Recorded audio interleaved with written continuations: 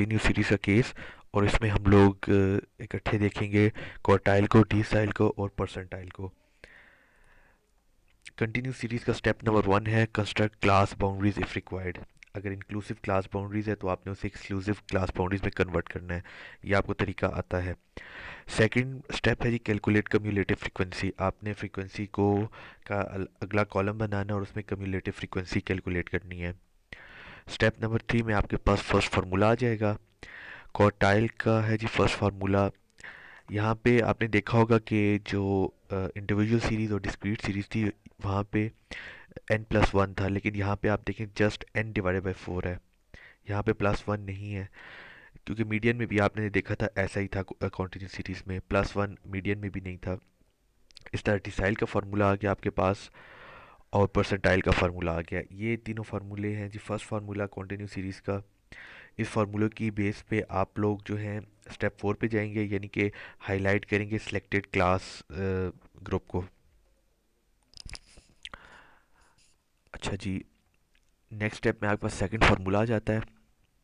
Second formula आपके पास quartile का है, डिसाइल का है, परसेंटाइल का है। अगर आप इसे कंपेयर करें मीडियन से तो सिर्फ ये वाली चीज़ डिफरेंट है, ये वाली चीज़। बाकी तमाम फार्मूला मीडियन वाला ही है। आप देख सकते हैं ये चीज़ डिफरेंट है आपस में। मीडियन में यहाँ पे +1 था और यहाँ पे जस्ट n है। अच्छा, ये फार्मूला पुट करेंगे तो आपके पास आंसर आ जाएगा। अभी हम देख लेते हैं कि जो स्मॉल एल है ये lower limit of selected class है। जो क्लास आपने हाईलाइट किया या सिलेक्ट किया है उसकी जो लोअर लिमिट होगी, और लोअर लिमिट क्लास बाउंड्रीज़ की। अगर आपने उस क्वेश्चन में क्लास बाउंड्रीज़ बनाई है तो उसकी लोअर लिमिट देखी जाएगी। लेकिन अगर क्लासेस ऑलरेडी एक्सक्लूसिव है तो फिर क्लास बाउंड्रीज़ की ज़रूरत नहीं है। तो फिर उस क्लास की जो एक्सक्लूसिव क्लास है उसकी लोअर लिमिट देखी जाएगी। एन आपके पास आ गया number of observations, summation F जिसे आप लोग कहते हैं कि डेटा में की कितनी वैल्यूज़ हैं, और C F P cumulative frequency of previous class. जो क्लास आप सेलेक्ट करेंगे उसकी जो प्रीवियस क्लास की कम्युलेटिव फ्रीक्वेंसी होगी वो आपकी सी एफ पी है। और F stand for frequency of selected class, जो क्लास आपने सेलेक्ट की है उसकी फ्रीक्वेंसी। और जो आई है ये आपका जो क्लास इंटरवल का गैप है, यानी कि जो क्लास बाउंड्रीज़ है लोअर क्लास बाउंड्री और अपर क्लास बाउंड्रीज़ का जो गैप होगा उसे कहेंगे आई। और अगर ऑलरेडी एक्सक्लूसिव क्लास है तो दोनों क्लास जो लिमिट्स हैं, क्लास लिमिट है, लोअर क्लास लिमिट और अपर क्लास लिमिट का जो गैप होगा वो होगा आई। अच्छा, ये क्वेश्चन एक है calculate Q1 D6 D2 P11 P45 and P75 from the following data. ये आपके पास एक डेटा है, इसमें से आपने ये मुख्तलिफ जो आपसे पूछे गए हैं ये कैलकुलेट करने हैं। अच्छा, फॉर एग्ज़ाम्पल ये P11 का क्या मतलब है? अगर कोई आपसे पूछ लेता है P11 का क्या मतलब है, इसका मतलब है जो आपके पास डेटा है उसमें जो 11वें नंबर पे जो वैल्यू है वो कौन सी है। इस तरह P45 का मतलब है जो आपके पास डेटा है उसमें जो 45वें नंबर पे जो वैल्यू है वो कौन सी है। और Q1 का मतलब है जो आपके पास डेटा है उसमें जो 25 नंबर पे वैल्यू है वो कौन सी है। ठीक है, ये मैंने बड़ा डिटेल में आपको समझाया था, वो रस्सी वाली एग्जांपल दे के आपको बताया था कि क्वार्टाइल में हम लोग 4 हिस्सों में डिवाइड करते हैं, डिसाइल में हम लोग 10 हिस्सों में डिवाइड करते हैं, और परसेंटाइल में हम लोग 100 इक्वल हिस्सों में डिवाइड करते हैं डेटा को। अच्छा जी, आप लोगों ने बाकी सब कैलकुलेट करने हैं। P11 को मैं ख़ुद कैलकुलेट कर देता हूँ। सबसे पहले हमें पता था कि हमारे पास जो क्वेश्चन में क्लासेस दी गई हैं वो इंक्लूसिव हैं, हमने उसे कन्वर्ट कर लिया एक्सक्लूसिव क्लासेस में। ये आप देखें यहाँ पे क्लास बाउंड्रीज़ बना दी। वही तरीका है कि इन दिन इस वैल्यू में से ये वैल्यू माइनस की और डिवाइडेड बाई 2 कर दी। और फिर जो वैल्यू आई 0.5 वैल्यू आ गई, उसे फर्स्ट जो लिमिट है क्लास की लोअर लिमिट जिसे कहते हैं, जैसा 30 है इसमें से 0.5 माइनस किया और इस वाली में ऐड कर लिया 39 + 0.5। इस तरह हमने सारा प्रोसेस लास्ट क्लास तक ये किया। ये क्लास बाउंड्रीज आपके पास आ गई। और नेक्स्ट जो स्टेप था कम्युलेटिव फ्रीक्वेंसी, वो आपने इस वाले जो आपका कॉलम था ये फ्रीक्वेंसी वाला कॉलम, इससे आपने कम्युलेटिव फ्रीक्वेंसी कैलकुलेट कर ली। अच्छा, एक चीज़ आपको मैंने पहले भी बताई थी, जो कम्युलेटिव फ्रीक्वेंसी है इसका जो लास्ट वैल्यू आएगी 906 है। ये इस वैल्यू के इक्वल आएगी। अगर आप इस वैल्यू को कैलकुलेट करें, ऐड कर लें आपस में, तो ये आपके पास 906 आएगी। ठीक है, यहाँ पे आपके पास 906 आएगी, तो ये कम्युलेटिव फ्रीक्वेंसी की लास्ट वैल्यू होगी, ये भी आपके पास 906 है। ठीक है, ये इक्वल आनी चाहिए। अच्छा, नेक्स्ट स्टेप आ गया कि आप लोगों ने फार्मूला वन पुट करना है। फार्मूला वन ये आपके सामने है। आपने इसमें वैल्यू जो पुट की, एन की जगह 90, यहाँ पे आपने 906 ले लिया, और ये के की जगह आपने 11 ले लिया, तो आपके पास आ गई 99.66 टी एच आइटम। अब आपने इसकी बेस में अपनी क्लास सेलेक्ट करनी है। क्लास कैसे सिलेक्ट होगी, देखें। अब 99.66 को आपने कम्युलेटिव फ्रीक्वेंसी में देखना है। 95 के बाद आता है 99.66।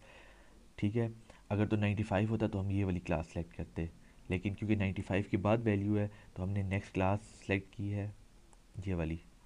इसे हमने हाईलाइट कर दी, अगला स्टेप हो गया। ठीक है, अब इसमें से आप देखें, cumulative frequency of previous class 95 आ गई, जो स्मॉल एल था उसकी वैल्यू 49.5 आ गई, फ्रीक्वेंसी की वैल्यू 190 आ गई। ठीक है, ये वैल्यूज़ हमने इधर से देख ली। उसके बाद हमने फार्मूले में पुट किया। जब हम इस सारी वैल्यूज़ फार्मूला में पुट करेंगे, इसकी जगह हम लोग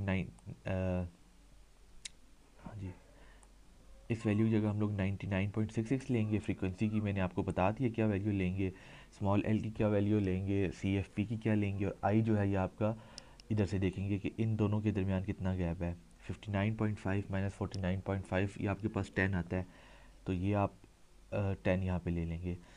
जब आप इसे सारी वैल्यूज़ को पुट करेंगे तो आपके पास आंसर आएगा P11 का 49.74।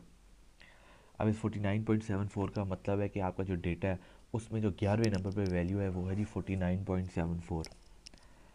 ये थी इस तरह, बाकी अब आप देख लें। एक सेकंड जी,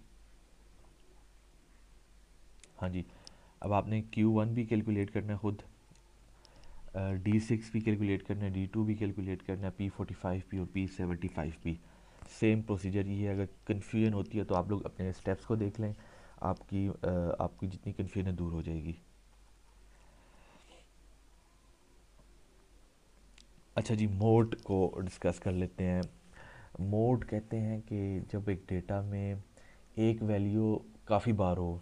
ठीक है, सपोज़ आपके पास एक डेटा है जिसमें टू जो वैल्यू है, सपोज़ 2 3 4 5 6 7 8 का डेटा है, और जो टू उस डेटा में है वो तकरीबन 7 बार लिखा हुआ है, तो इसका मतलब है जो मोड होगा वो 2 होगा। एक डेटा में जो वैल्यू सबसे ज़्यादा होगी तो वो उसका मोड होगा, सिंपल वर्ड्स में। अच्छा, इसे डिफाइन करते हैं, the most frequent value in the data set is called mode.